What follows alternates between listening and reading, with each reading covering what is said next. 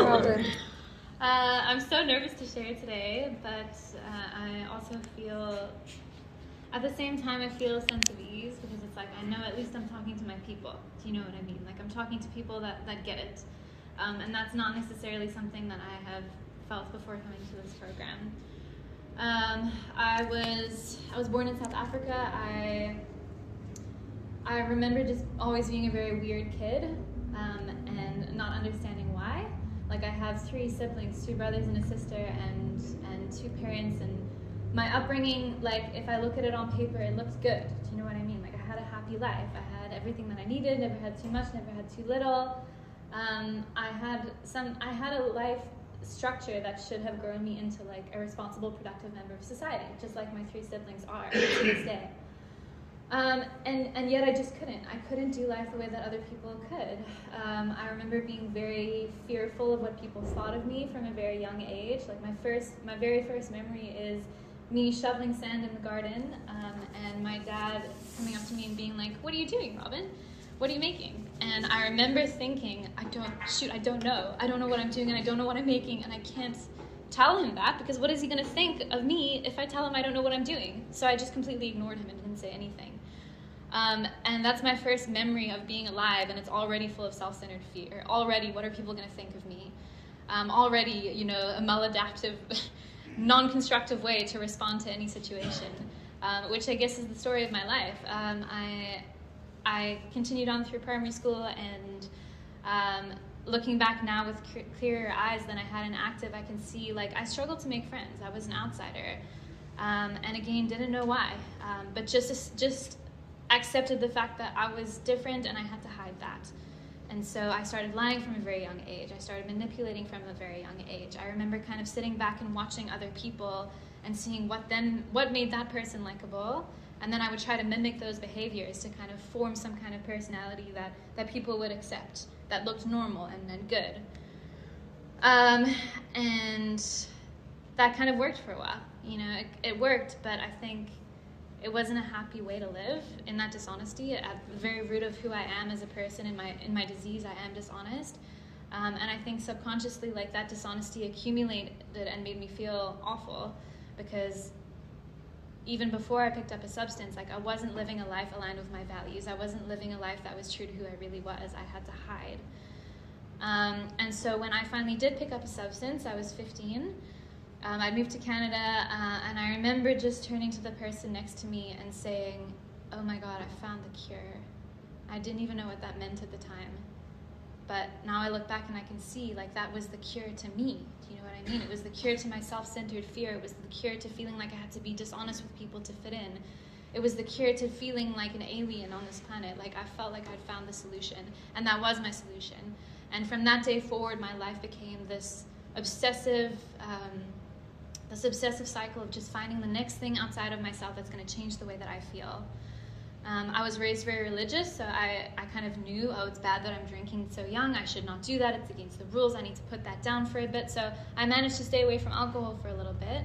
But my disease was actively manifesting in my behavior. I started stealing things when I didn't need to, just did it for the rush of it. I started hanging out with people that made me feel comfortable, people that didn't fit in, people that were doing things they shouldn't be doing. I started self-harming. I started just behaving in a way that wasn't normal for a 15-year-old kid. And my parents picked up on all these behaviors, and they sent me to a doctor to try and help me. And at that point, I couldn't see that. I couldn't see that they were just trying their best to help me. But I went to these doctors, and I got sent to psychiatrists and psychologists, and got the brain scans and the everything. And I'm going to talk about this because it's just a part of my story. I got put on medication. Got put on anti-anxiety medication was the first thing. And that kind of helped for a little bit in a way because I had also picked up, kind of jumping around here, but I picked up another substance which had thrown me into a bit of like a psychosis-y thing, and the medication kind of took the psychosis away a bit and maybe a bit of the anxiety. But the way I see it now, it just like pushed it down so it came out sideways, if that makes sense. It was like putting the lid on something that was overflowing and then it just came out sideways anyway. And so I started having panic attacks. And then I got put on more medication, and then, the mood swings, got put on more medication, couldn't sleep, got put on more medication. I ended up on a cocktail of just meds on meds on meds. And I never really knew if they were helping. I would go to my psychiatrist for my monthly checkup, and she would ask me, how are you feeling? Any better than last month? And I really didn't know, because there was no normal for me. There was no baseline. Everything was chaos all the time. And so I would sometimes just say yes, because I felt bad saying no. I would be like, yeah, cool, I feel a little bit better. Or sometimes I'd say, no, I don't feel better. And then she would kind of change things and add more things. And eventually along the way, I picked up alcohol again, and started blacking out, started losing memory, started doing things that I never thought I would do. Eventually, it just became this cycle of like, have a really bad bender, humiliate myself, hurt the people around me, wake up, see what I had done, get all the messages on my phone saying like, how could you do this again? What's going on? Where are you? And then on seeing those messages, on waking up in that state, like shaking and sick and cold and alone, I would tell myself, I'm never going to do that again. Oh my God, I could never. After experiencing what I've just experienced, how could I ever even think about picking up another substance?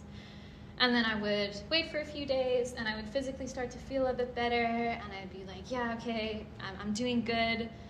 And then that alcoholic voice would creep back into my mind and go, maybe you were just really sad last time that you did that. Maybe try again now that you're feeling happier. Or like maybe you mixed the wrong things together last time. Maybe if you do it differently this time. And I would listen to the justifications, and then I would try moderating. And then I would pick up one drink and then maybe be fine for a couple of days. Fine, right? But not a normal person fine. Like white knuckling fine, where I was holding my knuckles like this, just being like, don't pick up another drink, don't pick up another drink. Everyone's watching you, they all know, don't do it. So misery, really, if I look at it. I mean, that's no way to live. And then I tried to go to university as well. I got into university and I tried different things. I think I started 5 different career paths at this one university. And I would walk around there and not do anything. Like I would go and sit at a coffee shop with friends and study, but I didn't even know what classes I was in. Like my life was just so chaotic. And I would do well in a topic for a while, and then I would stop showing up to classes, and the alcohol would take over, and I would be too hungover to get up and to write exams, and then I would decide that subject is the problem, so I'm going to switch subjects and go to another thing. Did that over and over and over again. I tried relationships to fix me as well. I tried dating like the really good people that I thought would keep me on the right track. I tried dating the really bad people that I thought I could save. I tried everything under the sun, and nothing was working. I tried reading self-help books, and I could barely get past the first few pages because then I would go on a bender.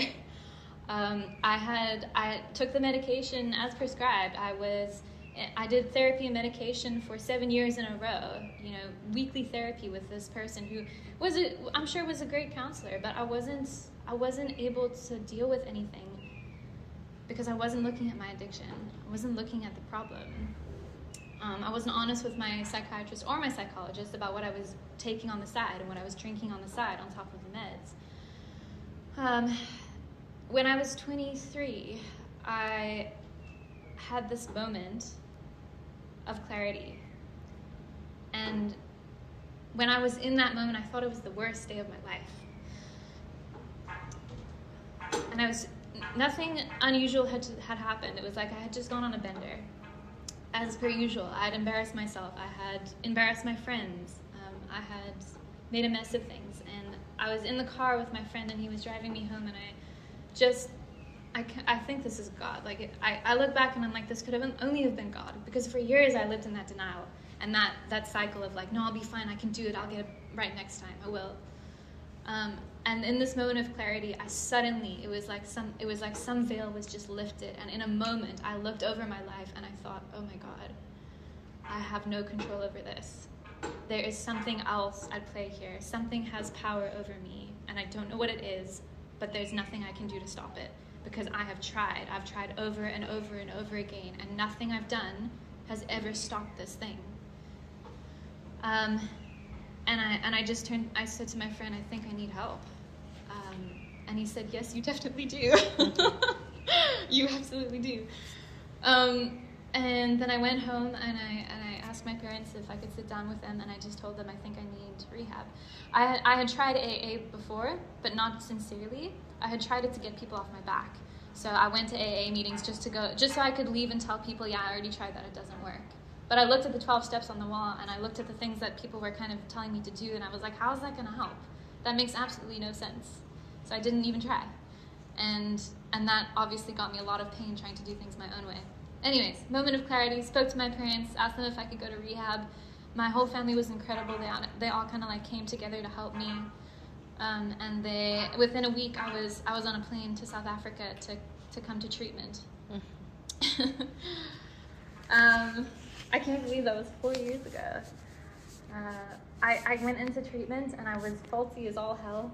And I didn't know what I was doing, and I fought the process because I came in desperate, right? I came in wanting a change, wanting things to be better, but that alcoholism, that alcoholic mind was still there, and so I was fighting the process. Like I didn't believe everything people were telling me. I was looking for the loopholes. I argued a lot with people who tried to help me because I guess at the root of it, it's like I wasn't okay, and I didn't want people to see that. Like I still thought I had to hide the fact that I wasn't okay. So I argued with other people to try and prove that they were wrong, because then I thought it would make me feel better. If I could prove that you were wrong and I was right, then I would be okay, and you would see that I was okay. But I wasn't, and these people could obviously see that. So it didn't work very well. Got myself in a lot of trouble for going about the process that way, for I guess resisting the 12 steps and resisting following suggestion. It was suggested to me as I started the 12 steps with my sponsor that I look at my medication. And I thought, these people are nuts. Like, they have no idea what they're talking about. They're gonna, if I'm now suicidal and anxious and have mood swings on top of medication that's supposed to stop all of those things, how bad is it gonna be if they then take me off the medication, is what my thinking was. But you know what changed for me is they suggested it and I said no, and then they left it alone. And then I started listening to other people around me and their stories. And the people who had gone through that same process and come off of the medication were saying, like, everything is so much brighter. Like, I can see things so much more clearly. Things taste different. And that gave me hope. And that's what changed things for me, is seeing hope in other people like me that I identified with, who had found a solution. And so I thought, okay, let me try. Under the safety of a doctor while I'm here, let me try and come off of this medication. And then I did. I came off of the things, and it was hard, but oh my God, was it true what everyone had said? Like, you know when you eat something sour and your mouth goes like, that's what normal food tasted like to me, because I hadn't tasted food in so long, that eating a piece of bread would make every like sensor in my body like react. And then I started following suggestions. I fought them at first, and I started following suggestions for a faulty reason, because I wanted to prove people wrong. But regardless of my faulty motives, because I did that practical action that I was being told to do, things started working. You know, I started connecting to people. I started feeling things. I started feeling love and acceptance. My whole life I had tried to hide who I was, because I was scared that if people saw who I really was, they were going to reject me. And my worst fears came true in this program. Not the rejection part, but the people seeing who I am. People saw who I was in the program. Like, all the darkest, most awful, gritty parts of me, like the manipulation and the lies and the drama and the, like, the worst, most embarrassing parts of who I am were just laid out there for people to see and my sponsor to see. And people loved me through that. People loved me for who I was. And people saw the faults and the darkness, and they said, we get it, we've been there. And so that's how my greatest fears and the most incredible thing that's ever happened to me started happening, was through the 12 steps, through looking at my defects and not hiding them anymore, just acknowledging, yes, okay, this is who I am. I'm messed up, I'm not okay. I'm broken, I'm manipulative, I'm selfish, I lie. And yeah, again, found that love and that acceptance. I completed the 12 steps when I was in that place, in the treatment. I got to know my sponsor a bit better, because when I first got her, I did not like her, because she told me what to do. And by the end of treatment, I was like, please, God, tell me what to do. Tell me everything. Because everything she said worked. It was insane. I thought she was psychic. I thought that she was, but the truth is she was just another alcoholic like me who'd been in the same place and knew what to do. So I finished the steps. I got to the end of my treatment. I asked my sponsor, am I ready for this? And she was like, go, try. I left treatment still, in this beautiful place of like connection and love and joy and freedom, but still thinking, this is amazing, but is it going to last? Because my experience of me is that it never lasts. My experience of me is that it always gets bad again, and I always pick up again. So I left treatment thinking like, this is amazing, but kind of in the pit of my stomach still having this feeling of like, oh, in a few months' time I'm going to disappoint my family again. I'm going to let them down again. So I left treatment, and my sponsor said, just do what you need to do every single day. And just for today, you'll be okay. So I did. I got up, and I did the things that I learned in this 12-step program. I contacted my sponsor. I did a nightly inventory. I went to meetings. I got service positions. And I started my morning every day with my higher power. And I just did that over and over again. And I'm still here today, like 4 years later, still looking back and being like, how did that actually happen? Like I wish I could show you guys like a little snippet of my life before. Like I know I can talk about it, but it's a freaking miracle. Like I was not the person that you see sitting before you today. I was a mess. I was someone who I was like a no good thief that dropped out of university and hurt people and made my little brothers cry and devastated my parents on a weekly basis, and I could do nothing. I could not pull myself together for long enough to accomplish anything. The first thing I truly accomplished was finishing the 12 steps. The first healthy relationship I've ever had was with my sponsor. Like everything I've been given has been given to me through this program. I'm not sure how long I'm supposed to share for, but Yeah, you still want to keep going. cool. In recovery, what's happened to me is I moved back to Canada after treatment. I did the same things there. I went to meetings. I worked with my sponsor, did the step work, did all that stuff. I've hit a couple of rocky paths. I can't say that my recovery has been perfect. Absolutely, there have been many times where I've messed up. I think one of the worst places I got myself into was around my second year of recovery. I went against a specific suggestion. So when I was in treatment, I remember seeing people dating newcomers. And I remember hearing stories about 13-stepping newcomers, and I remember judging those people so harshly and being like, oh, God, how could you be so selfish? How could you do that to someone? A new vulnerable person in the program. I was very arrogant at that point, and I thought I was kind of above that. And then I got to my second year of recovery, and I found myself in that situation, dating a newcomer, against suggestion, dating someone who was just 4 months in the program. And I got spiritually sick through that relationship. And my sponsors always told me now, like, you can't have one healthy person and one sick person in a relationship. You will both get sick. And I did. I got very sick, and I made the other person sicker, which was incredibly selfish of me. And I remember at that time, like, I was still doing my 5 pillars, and I was being honest with my sponsor. And I think those are the 2 things, aside from my higher power, that kept me clean and sober. But I came close. Like, it was scary. At that same time, when I finally got sick enough that I realized I had to not follow suggestion and let go of the relationship, I let go of the relationship. I broke up with the person. I also lost my best friend at the same time because she was very closely tied into the whole thing. So I lost the best friend, lost the boyfriend. My whole friend group was centered in the fellowship around this relationship in a way. And so people took sides, and everyone split up in a million directions, and I lost my friendship circle that I'd worked so hard to build in recovery. At the same time, I wasn't really enjoying my job. Stuff was going down there. And then, like, the cherry on top of the cake was a really close friend of mine in the program picked up and died.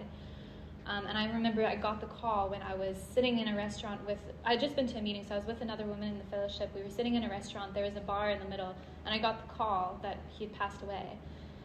And I remember the first thought that came into my head was, I need a drink. Because that had always been how I dealt with grief before, was a drink. And thank God I was with someone in the program, because the first thing I did was what I've been taught, is expose the thoughts. So I told her, this is what's just gone through my head. And that took some of the power away. And then I went to the bathroom and I called my sponsor and I told her, this is what's going on, this is what's going through my head. And God looked after me that day, because I remember people didn't even know about the death yet. Like, no one had really heard. Like, I was one of the first few to hear. And people who were unrelated in the fellowship, who didn't even know about it, kept calling me. Like, all the way home. I drove home, and I just was getting call after call of random people from the fellowship just asking me how my day was. Like, just, like, checking in with me. For, like, not related, they didn't know. And then I get home and more phone calls, and all the way up until I go to bed. It's like God was protecting me. My higher power was with me every step of the way. Anyways, I did a set of steps around that relationship, and I had to look at my stuff and look at how I'd contributed to that, because the reason that thought came into my head, I believe, is because I was spiritually sick. When I get spiritually sick, I am at risk of picking up a drink. And if I'm not staying spiritually safe, it's very dangerous for me. So when I did the steps and I looked back, it humbled me. And I'm so grateful for that experience. And I feel remorseful for the way that I affected the people around me. And I take responsibility for that. But I also am so grateful for my higher power for giving me that experience, because it showed me I'm not above anybody in this program, anyone at all in life. Like, I am still to this day a faulty addict. And my gut instinct is still to be selfish. Like, I can still be very self-serving and be arrogant and be dishonest. It's my higher power that kept me safe that day. It really is. And that's given me so much gratitude for this program. Because I'm just human, right? Like, I can do this program to the best of my ability, but I'm imperfect.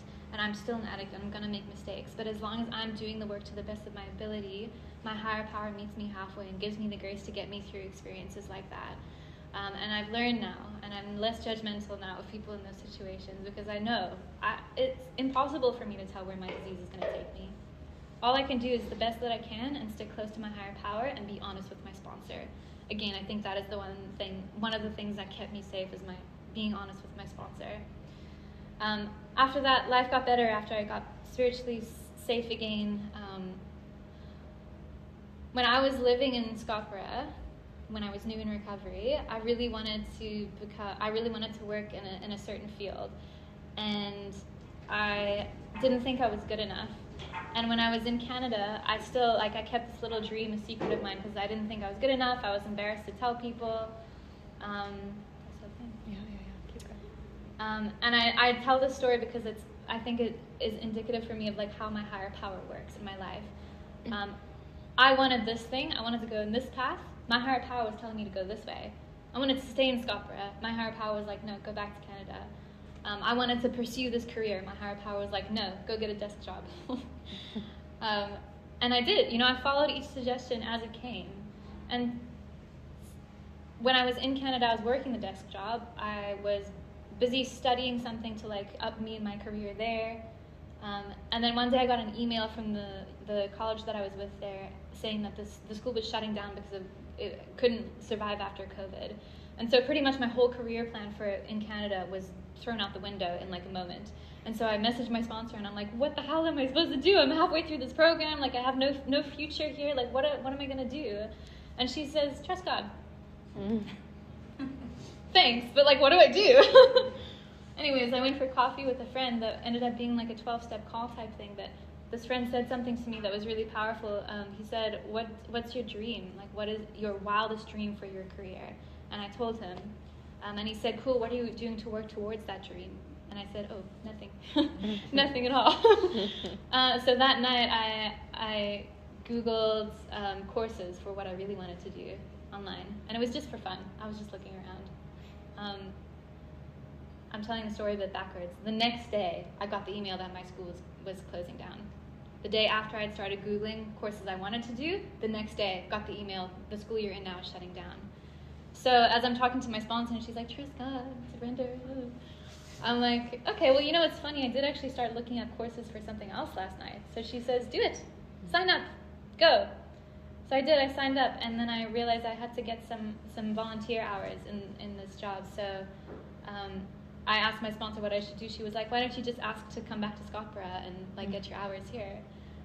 And I did. I asked, and the way the doors opened up for me from that point onwards, like, crazy stuff. Like, I didn't have enough money to make it there by the time I wanted to get there, and something happened with, like, a tax refund and some old medical aid stuff that was still coming through to cover certain expenses, and suddenly I had enough money to go, like just enough money to get there.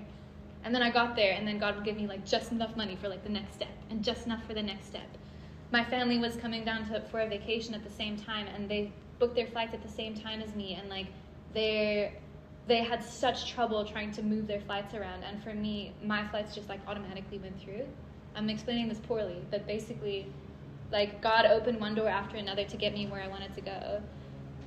And I think that's how my higher power works. Is like when I want to go this way and my higher power is saying, no, go this way, I ended up exactly where I wanted to be, doing what I wanted to be doing. But it's because I surrendered to this program and my sponsor's suggestion and didn't go after what I wanted. It's because I said, okay, God, I want to go there, but you're telling me to go this way, so I will.